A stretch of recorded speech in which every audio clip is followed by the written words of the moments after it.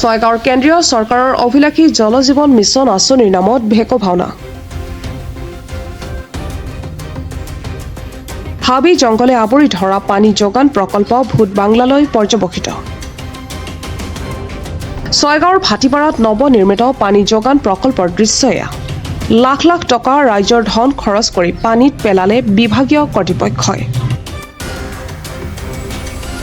নিৰ্মাণ সম্পূৰ্ণ হোৱাৰ পিছত এনেদৰে গছ লটিকাই নষ্ট কৰাৰ দিশতে প্ৰকল্পটো। ৰাইজে বিশুদ্ধ খোৱাপানী লাভৰ পূৰ্বে ধ্বংস হোৱাৰ দিশত সকলো। নিৰ্মাণ কাৰ্য সম্পূৰ্ণ হোৱাৰ পিছতো গাঁৱৰ কোনো এঘৰ লোকে লাভ নকৰিলে আজিলৈকে বিশুদ্ধ খোৱাপানী। শীঘ্ৰে চৰকাৰক সঠিক ব্যৱস্থা গ্ৰহণ কৰাৰ দাবী উত্থাপন স্থানীয় ৰাইজৰ। এই ঠাইখিনি ভাটিপাৰা আৰু বাঙালকাটা মিলি পেলাই আমি এটা জেগা আৰু ৰিভিনিং ভিলেজ বাঙালকাটা আৰু ভাটিপাৰা। কিমানমান জনবসতি আৰু প্ৰায় 250মান ঘৰ মানে গিৰি আৰু ধৰক 1,500-2 হাজাৰ মানুহ হ'ব। আমি ইয়াত এটা জনস্বাস্থ্য কাৰিকৰী বিভাগৰ পানী যোগান আঁচনি দেখিলোঁ। হয়, সেইটো আপোনাৰ একদম বাংলা টাইপ হৈছে, গছ বিৰিখ আগুৰি ধৰিছে। কি হৈছিল কওকচোন, কেনেকুৱা, কিমান টাইম হ'ল? এইটোতো প্ৰায় 2 বছৰমান, মই একজেক্টলি তাৰিখটো নাজানো বা চনটো গম মানে পাহৰিছোঁ। প্ৰায় 2 বছৰমান আগতে এই প্ৰজেক্টটো আহিছিলে। এই প্ৰজেক্টটো 2 বছৰমান আহি কাম ঠিকে কৰিলে আমিও ভাবিছিলোঁ যে আমাৰ নঙলাই পানী পাম, কিন্তু কামটো ঠিক আধৰুৱা হৈ থাকিল আৰু বহু জেগাত হয়তো মানে পাইপলাইনে কাভাৰে নকৰিলে।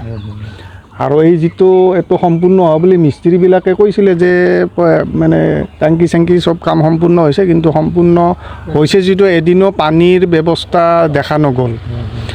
আৰু একচুৱেলি এই যিটো প্ৰজেক্ট, এই প্ৰজেক্টটো আমাৰ যিখিনি ৰুৰেল এৰিয়াত, আমাৰ বৰ্তমানো আমাৰ ইয়াতে যথেষ্ট পানী পোৱা যায়, পানীৰ অভাৱ নহয়। বৰঞ্চ আমাৰ পানীৰ কাৰণে আমাৰ মানে বানপানী আমাক ক্ষতিগ্ৰস্তহে কৰে। সেনেকুৱা এটা অঞ্চলত এই জল জীৱন আঁচনিটো চৰকাৰে দিছে যদিও আমাৰ বৰ বেছি প্ৰয়োজন বোধ আমি নকৰোঁ গাঁওবাসীয়ে। তাত কৰি যদি অন্য এই যিখিনি টকা অন্য কাজত, অন্য ডেভেলপমেণ্টত যদি খৰচ কৰিলেহেঁতেন, তেতিয়াহ'লে চৰকাৰে আমাৰ মানুহখিনি উপকৃত হ'লহেঁতেন। কাৰণ এইটো প্ৰয়োজনেই নাই পানীৰ, এইটো ভূত বাংলাত যিটো পৰিণত হৈছে।